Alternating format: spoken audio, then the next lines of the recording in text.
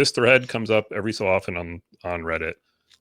You know, people to confess their research sins, and oftentimes it's kind of like silly stuff. I'm about to send a lot of queries, may be forgiven.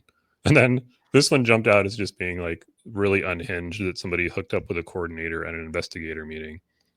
I justified it to myself that it wasn't my site, so no conflict of interest. Eventually, the site was transferred to me, and I hooked up with that coordinator again after an IMV. So they doubled down.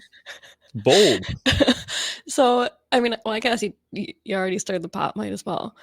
But like, my question being like, besides just poor judgment, right? Like, are there ethical concerns? Like, they even mentioned like conflict of interest when they justified it, and they're like, yeah, there's no conflict of interest. It's not my site. It's like, now this is my site. Let's conflict this interest.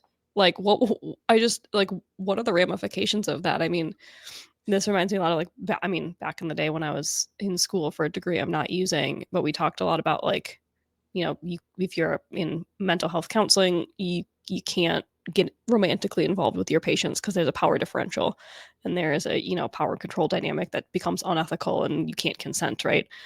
So like, I mean, obviously like a little bit more extreme example, but like, what are the ramifications of this? Like, how does this impact the trial, actual operations and execution? Yeah, I mean, it's a fair question. And, I'm sure this happens more often than any of us want to think. I mean, I've worked in hospitals.